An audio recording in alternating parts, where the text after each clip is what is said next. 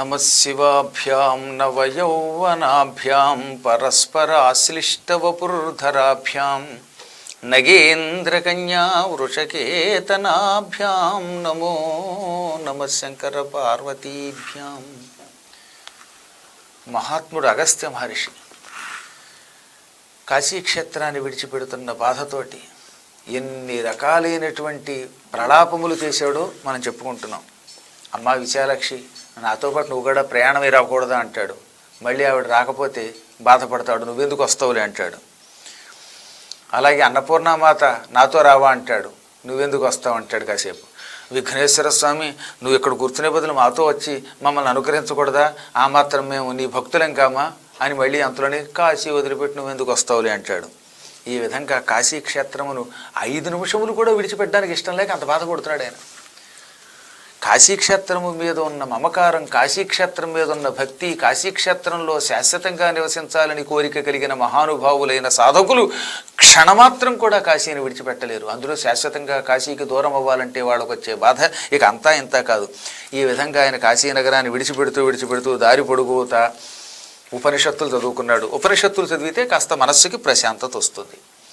వేదములు పారాయణ చేశాడు, దానివల్ల కొంత మనస్సుకి ప్రశాంతత వస్తుంది. తర్వాత నమశివాయ అనే పంచాక్షరి మంత్రజపం కాసేపు చేశాడు, దానివల్ల కొంత మానసిక శాంతి కలుగుతుందనే ఉద్దేశంతో. కాశీక్షేత్రంలో మరణించిన ఈగలు, చీమలు, దోమలు, పిల్లులు, నల్లులు, బల్లులు అన్నీ ముక్తి పొందుతాయి. అటువంటి క్షేత్రాన్ని విడిచిపెట్టి దూరంగా వెళ్ళే మహాబాధని నాకు కలిగిస్తావా ఈశ్వర అని కాసేపు ఈశ్వరుణ్ణి నిలదీస్తాడు. బ్రహ్మదేవ, మనుష్యుల యొక్క నుదుటి వ్రాతలు రాసేది నీవు, నా నుదుట కాశీకి దూరం అయిపోయే రాత రాస్తావా? నేను రాతలకు అతీతుణ్ణి అనుకున్నాను, కానీ నేను కూడా నీకు లొంగిపోయాను అని కాసేపు బాధపడతాడు. మధ్యలో హో పరమేశ్వర, హా కాశీక్షేత్రమా అని సతికిల పడిపోతాడు. ఏది భార్యాసమేతంగా ఊరొదులు బయలుదేరడానికి సిద్ధపడి కూడా మళ్ళీ ఓ చోట సతికిల పడతాడు. అలా ప్రయాణమే మొత్తమే తప్పదు కదండి. మధ్యలో కాసేపు మహానుభావుణ్ణి యక్షరాజుని తలుచుకుంటాడు. ఆ తర్వాత దండపాణిని తలుచుకుంటాడు. సంభ్రముడు ఉద్భ్రముడు అని ఇద్దరు ఉంటారు. వాళ్ళిద్దరూ ఏం చేస్తారన్నమాట, ముందు సంభ్రముడు అనేవాడు కాశీ రాగానే ప్రతివాడికి ఏదో ఒక విఘ్నం కలిగిస్తాడు, కాశీ మీద అసహ్యం కలిగేలా చేస్తాడు. ఎందుకని, ఏమంటే కాశీక్షేత్రంలో ఉంటే పనికిమాలిన వాడికి కూడా ముక్తి వస్తుంది, ఎవడబడితే వాడు వచ్చి అక్కడ ఉండిపోయి ముక్తి పొందితే ఎలాగా? అందుకని ఆయన ఏం చేస్తాడంటే కొన్ని పరీక్షలకు గురి చేస్తాడు. ఆ పరీక్షలకు గురి చేసి ఆయన పేరు సంభ్రముడు. వాడు ఎవడన్నా కాశీకి రాగానే, ఒరే నీకు కాశీ మీద అసహ్యం కలిగేలా చేస్తాను రా అని సంకల్పించి మన మీద ఎవడో ఉమ్మేటట్టు చేసి, చీదేలా చేసి, లేక మలమూత్రాల విసర్జన జరిగేలా చేసి, లేక డబ్బులు పోగొట్టేలా చేసి, ఇలా ఏదో ఒకటి మొత్తం మీద మనకి కాశీ మీద అసహ్యం కలుగుతుందా లేదా అని చూస్తారు. సహజంగా నీ మీద ఎవడన్నా చీదాడు అనుకో, కాశీ అంటే అశుభ్రంగా ఉంది, ఇక్కడ ఉండకూడదు అని మనం విసుక్కుని వెళ్ళిపోతాంగా. అలా వెళ్ళిపోతే కాశీలో మరణించే యోగం ఉండదు, అప్పుడు ముక్తి ఉండదు. అందుకని కాశీ మీద మనకి విసుక్కు కలిగేందుకోసం అయితే చెప్పులు పోయేలా చేస్తాడు.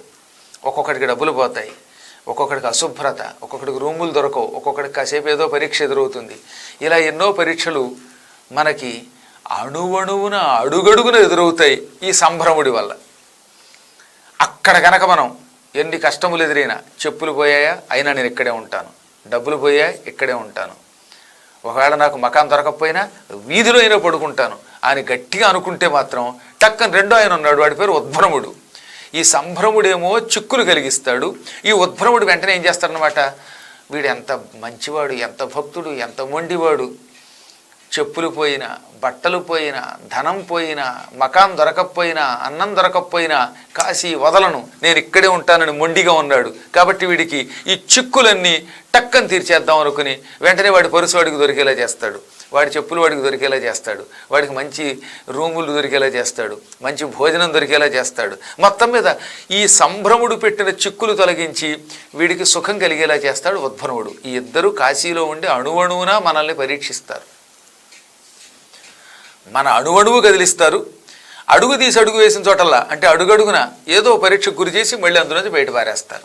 కాబట్టి ఇప్పుడు మనం ఏం చెయ్యాలి, ఈ సంభ్రమోద్భ్రముల యొక్క అనుగ్రహం పొందడానికి కాశీ విశ్వేశ్వరుని తలుచుకుని అన్ని కష్టాలు కూడా ఈశ్వరుడే పెడుతున్నాడని గ్రహించి తాపానికి అతీతంగా ఉండాలి. ఒక్కొక్కప్పుడు అక్కడి నుంచి మనల్ని మెడబట్టు గంటేవాడు కూడా రావచ్చు. అప్పుడు కూడా కాశీ మీద అలగకూడదు సుమా. కాశీ మీద అలిగామంటే అది పతనానికి మూల కారణం.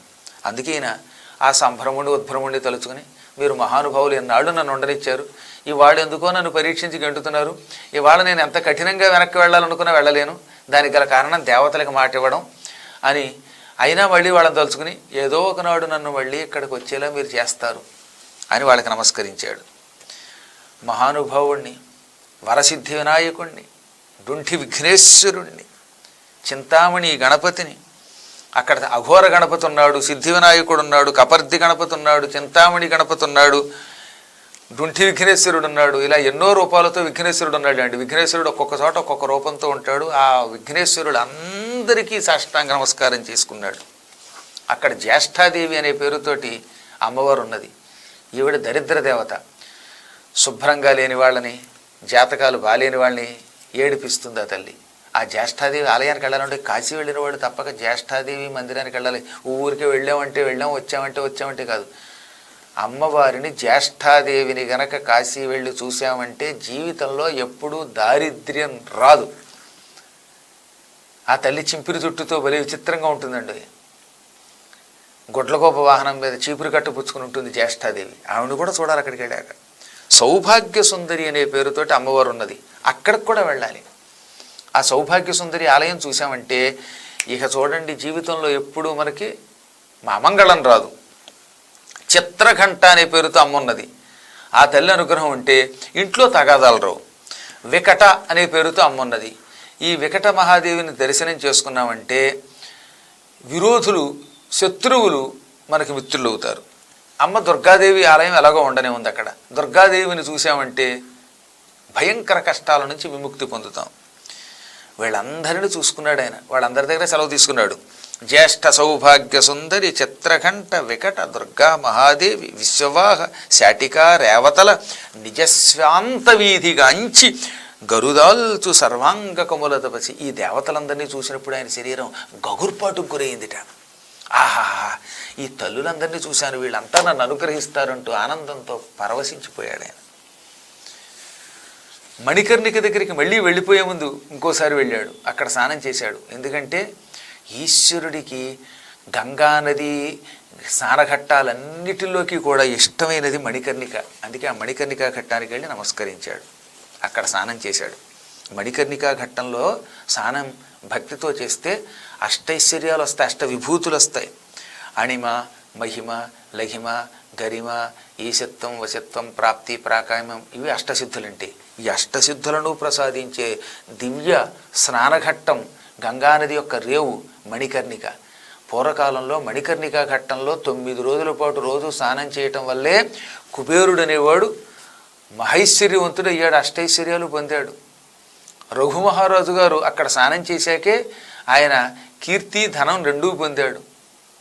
అరణ్యవాసానికి వెళ్లే ముందు ధర్మరాజాదులు అక్కడ స్నానం చేశారు. అందుకే వాళ్ళకి అరణ్యవాస బాధ అంతా తొలగిపోయింది, సంపదలు వచ్చాయి. కాబట్టి ఎవరైనా సరే సకల సంపదలు పొందాలి అనే కోరికతో ఉంటే మాత్రం వరుసగా విడిచిపెట్టకుండా మణికర్ణికా ఘట్టములో 9 రోజులు స్నానం చెయ్యాలి. అష్టైశ్వర్యములు ప్రాప్తిస్తాయి, అష్ట విభూతులు లభిస్తాయి అన్నమాట. అందుకని అవన్నీ చేశాడు ఆయన. అథర్వణ ఉపనిషత్తు చదువుకున్నాడు, శ్వేతాశ్వతరం చదివాడు. చదువుకుని కాస్త ఇవన్నీ చేయటం వల్ల, ఉపనిషత్తులు చదవటం వల్ల, వేద పఠనం వల్ల, శాంతి మంత్రముల వల్ల ఏమవుతుంది? మనస్సుకి ప్రశాంతత వస్తుంది. అయ్యో, కాశికాక్షేత్రమును విడిచిపెట్టేస్తున్నాను అని బాధపడుతున్న ఆయన మనస్సుకి ఈ ఉపనిషత్పారాయణ, వేదపారాయణ వల్ల శాంతి లభించింది. క్రమంగా తన భార్య లోపాముద్ర సమేతంగా నడుచుకుంటూ వెళ్ళాడు. ఎక్కడికి? వింధ్యపర్వతం ఉన్న చోటికి. అది చూస్తున్నటువంటి జనం అనుకున్నారట, వనదేవత ఈ మహానుభావుడు వెంటొస్తున్నది. ఎందుకంటే లోపాముద్ర పరమ సౌందర్యవతి, సుకుమార పాదములు కలిగినది, సాక్షాత్ అమ్మవారే కదండి.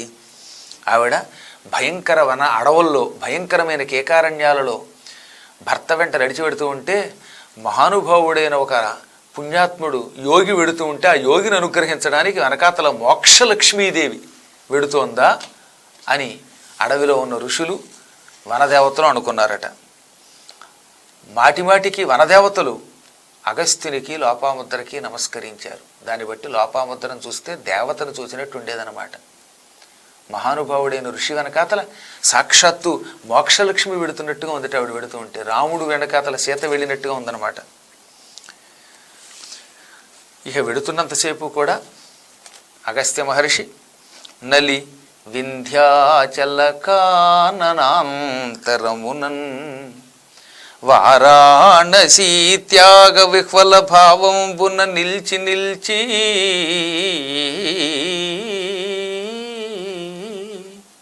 హర నీహారాంశుమూర్ధన్య నిర్మల కాశీశ్వర నీలకంఠ అనుచున్ మ్రాగన్ను వాటిల్ల తత్ కలశీసూనుడు మూర్ఛగైగొను క్రమక్షామాక్షరోల్లాపియై. క్రమంగా వింధ్యపర్వతం దగ్గరికి వెడుతున్నాడు ఆయన. కాశీ వదిలిపెట్టి దూరం వెళ్ళాడు. వెళుతూ వెళుతూ ఇక వింధ్యపర్వతం దగ్గరికి వెళుతున్నాడు. ఇవాళ వింధ్యాచలము అని పేరు కలిగిన ఆ పర్వతం ఎక్కడి నుంచి ప్రారంభమవుతుంది? కాశీకి ఇంచుమించుగా ఒక 100 కిలోమీటర్లు వెళ్ళగానే వస్తుంది. అక్కడి నుంచి మధ్యప్రదేశ్ దాకా ఉంటుంది, మహారాష్ట్ర దాకా వస్తుంది. ప్రారంభం అంతా కూడా వింధ్యాచల నివాసిని అని ఇప్పటికి కూడా అమ్మవారు అక్కడ ఉన్నది గుర్తుపెట్టుకోండి. చాలా అద్భుతం. కాశీ క్షేత్రానికి వెళ్ళిన వాళ్ళు ఆ వింధ్యాచల నివాసిని దగ్గరికి వెళ్ళాలి. అక్కడ కొండ మీద అమ్మవారు కూడా ఉంటుంది. అవన్నీ మనం ఎలాగో కాశీ క్షేత్ర మహిమలు ఇంకా చెప్పుకుంటాం. ఆ పర్వతం దగ్గరికి నేను వెడుతున్నప్పుడు, దగ్గరికి వెడుతున్నప్పుడల్లా ఈశ్వరుడికి దూరం అయిపోతున్నాననే బెంగ ఎక్కువైపోయి హరా చంద్రశేఖర గంగాధారి నీలకంఠ కాశీ విశ్వేశ్వర అభవ అని మొదట్లో శివ శివ అని పెద్ద కంఠంతో పలికినవాడు క్రమక్రమంగా శివ శివ శివ అని గొంతుకులోంచి మాట తగ్గిపోయిందనమాట. కొంతమంది అంతే, దుఃఖం ఎక్కువైపోవడం ఏమవుతుంది, మొదట్లో పెద్ద గొంతు వస్తుంది కానీ క్రమంగా గొంతు పూడుకుపోయిందనమాట. పాపం అలా గొంతు పూడుకుపోతుండగా నోట్లోంచి మాట కూడా ఆగిపోయిందనమాట. 2 రకాలు ఇక్కడ కంఠం తగ్గడానికి. కొంతమంది ఏమో మొదట్లో తెగరి చేస్తారు, క్రమంగా నీరసం వచ్చి ఇక గొంతుకు రాదనమాట. మొదట్లో ఉపన్యాసం ఓ పెద్ద గొంతు ఎట్టుకుని తెగరి చేస్తారు, అరిచరిచి 2-3 గంటల వేక నీరసం వస్తుందిగా. ఇక ఆ తర్వాత అన్నం తిన్నట్ట పడుకున్నట్ట అని మెల్లిగా పలుకుతాడు. ఈయన అలా కాదు పాపం. కాశీని విడిచిపెడుతున్న దుఃఖం వల్ల ఈశ్వర అభవ నీలకంఠ విశ్వేశ్వర అంటూ దుఃఖంతో గొంతుకు పూడుకుపోగా నోట్లోంచి మాట సన్నగిల్లగా అలా వెళ్ళిపోయాడు పాపం ముందుకి. దీన్ని బట్టి ఈశ్వరుడి మీద ఆయనకి ఎంత ప్రేమ, కాశీ మీద ఎంత ప్రేమ. విశ్వేశ్వరుడికి దూరం అయ్యి కాశీకి దూరం అయిపోతూ ఉంటే నోట్లోంచి మాట కూడా తడబడిందనమాట. అప్పుడు మధ్య మధ్యలో ఆయన అనుకున్నట్ట, దురితములెన్ని చేసి తినో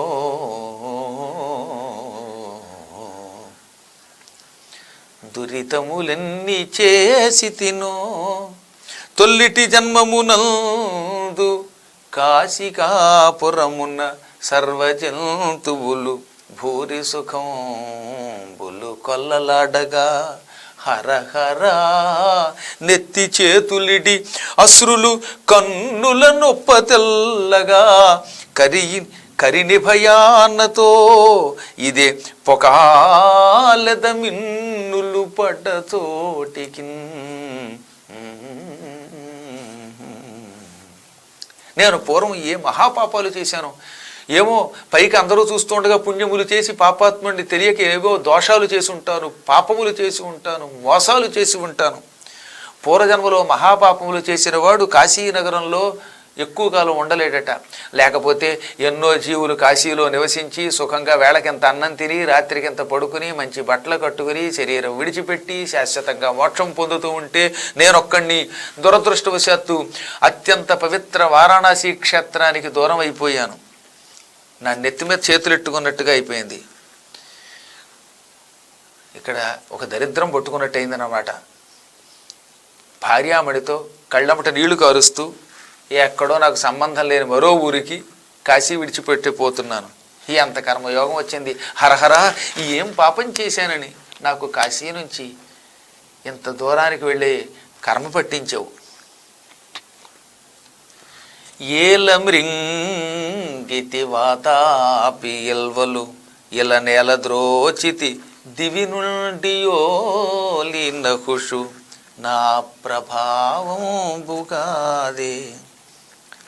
ఆ ప్రభావంబుగాది నన్నదిరిపాటు కాశీ వెడలంగ ద్రోచే నిష్కారణముగా.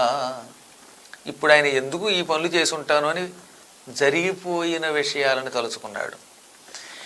ఎందుకు వాతాపిని మింగి లోకాలను రక్షించాను, ఎల్వలుణ్ణి ఎందుకు చంపాను, వాతాపిని ఎల్వలుణ్ణి చంపిన మహానుభావుడు గనక, పుణ్యాత్ముడు గనక ఈయన దగ్గర శక్తి ఉంది, ఈయనే వింధ్యపర్వతాన్ని నడుస్తాడు అని బ్రహ్మ అన్నాడు అంటే దానికి మూల కారణం నేను ఆ రాక్షసుల్ని చంపడమే. వాళ్ళని చంపకుండా నేను కూడా ఓ మూలపడి ఉంటే హాయిగా కాశీలో ఉండేవాడినేమో.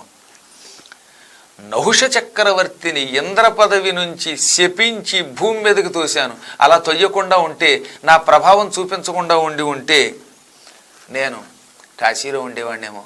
అందుకే మన శక్తిని ప్రదర్శించకూడదు. మన శక్తి ప్రదర్శిస్తే ఎంతోమంది ఆ శక్తిని కనిపెట్టి పనులు చేయించుకోవడానికి మనం ఉపయోగించుకుంటారు. ఇవాళ నేను ఒకప్పుడు శక్తి ప్రదర్శించబట్టి కదా ఈ దేవతలు కానీ ఋషులు కానీ నా దగ్గరకు వచ్చి వెళ్ళు నువ్వే ఈ పని చేసి పెట్టన్నారు. లేకపోతే వాళ్ళు నన్ను ఆ పని చేసి పెట్టమనేవారా, నాకు అవకాశం ఉండేదా? ఏమో ఎందుకు చేశాను. ఇప్పుడు ఎంత గింజుకున్నా వెనక్కి వెళ్ళలేం కదా. మళ్ళీ ఎప్పటికి చూస్తాను అత్యంత పవిత్రమైన కైవల్య రాశిని కాశీని మళ్ళీ చూడగలనా? అమ్మ కాశీమాత నీ దర్శనం అవుతుందా? నేను మళ్ళీ నీ దగ్గరికి రాగలనా? ఆహా గంగామాత మళ్ళీ ఎప్పుడు నేను కాశీలో చూస్తాను. గంగ చాలా చోట్ల ఉన్నా కాశీ గంగే కదా. కాశీకి వచ్చి నీ దర్శనం చేసుకుని నీలో స్నానం చేసే అవకాశం నాకు ఉంటుందా? ముక్తి మండపం అని ఒక మండపం ఉంది అక్కడ కాశీలో. ఆ మండపంలో కూర్చుని జపం చేసిన వాడు, ఆ మండపంలో కూర్చుని పురాణములు విన్నవాడికి ముక్తినిస్తుంది కనుక ఆ మండపానికి ముక్తి మండపం అని పేరు. అటువంటి ఓ ముక్తి మండపమా మళ్ళీ నీ మండపంలో కూర్చుని పురాణములు చదువుకుంటూ ఉపనిషత్తులు చదువుకుంటూ శివనామస్మరణ చేసుకునే అవకాశం ఉందా లేదా? విశ్వలోకారాధ్య విశ్వనాథ, ఓ కాశీ విశ్వనాథ, మహానుభావ విశ్వనాథ విశ్వనాథ విశ్వనాథ అంటూ 100 సార్లు ఆ విశ్వనాథుడిని తలుచుకుని గొంతుకు చించుకుని ఏడుస్తూ, అయ్యో నేను నిన్ను మళ్ళీ చూడగలనా? శాశ్వతంగా విశ్వనాథుడిని చూస్తూ ఆయన దగ్గరే ఉండిపోవాలనుకున్న నాకు ఆ విశ్వనాథుని దర్శనం అవుతుందా అవదా? ఎప్పుడు చూస్తాను డుంఠి విఘ్నేశ్వరుణ్ణి, దుర్గాదేవిని, జగదంబని ఎప్పుడు చూస్తాను, కాలభైరవుణ్ణి ఎప్పుడు చూస్తాను, కుమారస్వామిని ఎప్పుడు చూస్తాను?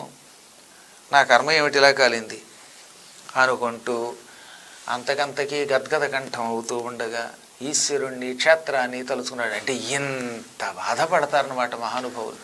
దీన్ని బట్టి ఒక్కసారి ఆలోచించవలసింది ఏమిటో తెలుస్తుంది కదా. కాశీ క్షేత్రం అంత క్షేత్రం కాబట్టి మోక్షమును విడిచిపెట్టి వెళ్ళడం ఎంత కష్టమో అగస్త్యుడు ఈ సంభాషణ ద్వారా మనకి తెలియజేశాడు. మనకు ఆ విషయం తెలియక, ఆయనకున్న జ్ఞానం తెలియక ఇళ్లలో కూర్చుని సంపాదించుకుని ఎంత తిని ఇదే ముక్తి అనుకుంటున్నాం. కాశీని విడిచిపెట్టడం కంటే ఈ సృష్టిలో మరొక బాధ లేదు, కాశీలో ఉండడం కంటే గొప్ప సంపద లేదు అని మహానుభావుడు అగస్త్యుడు అంతటి వాడు చాటాడు. సరే తప్పదు కాబట్టి అలా నడుచుకుంటూ వెళ్ళాడు. క్రమంగా వింధ్యపర్వతం దగ్గరికి వెళ్ళాడు. దూరముగా ఎవరో టక్క నడుచుకుంటూ రావడాన్ని చూచాడు. వింధ్యపర్వతం తెగ పెరిగిపోయాడని చెప్పుకున్నాక మనం. సూర్యుడి దాకా వెళ్ళిపోయాడు. సూర్యుడి యొక్క రథం దానికి తగిలింది, ఆగిపోయింది. దాంతో పగలు రాత్రి ఆగిపోయింది. ఈ గొడవంతటికి మూల కారణం అదేగా. అంత పొడుగు పెరిగిన వింధ్యపర్వతం పెద్ద పెద్ద కళ్ళతోటి ఎవరో ఠంగ్ అని చప్పుడు చేసుకుంటూ వస్తున్నారు. ఎవరై ఉంటారని చూడగా ఎదురుగుండా మహానుభావుడు కుంభసంభవుడు అగస్త్యుడు ఆయన భార్య కనపడ్డారు. ఆ రోజుల్లో ప్రతి వ్యక్తికి తెలుసుట అగస్త్యుడు అంటే ఏమిటో. అగస్త్యుడు కనబడినప్పుడు ఎవడైనా పొరపాటున చెయ్యరాని పని చేస్తే, వెకిలి వేషం వేస్తే, వినయం చూపించకపోతే వాడు ఎగిరిపోతాడు. అగస్త్యుడు మహానుభావుడు, సాధువు, కానీ సాధువుని రక్షిస్తాడు. అహంకారంతో మాత్రం ఎవడైనా ఉన్నాడా వాడి అహంకారం మొత్తం అణిచివేస్తాడు.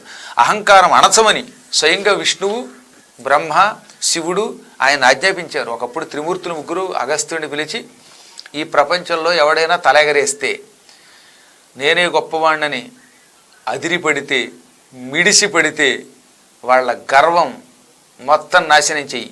ఎటువంటి వాడినైనా శపించి దారిలో పెట్టే శక్తి మేము త్రిమూర్తుల ముగ్గురం మీకు ఇస్తున్నాం అన్నారు. అందుకే ఆయన కనపడితే ఎవరో కూడా చెయ్యరాని పనులు చెయ్యరు, అహంకరించరు, వినయంగా నమస్కరిస్తారు.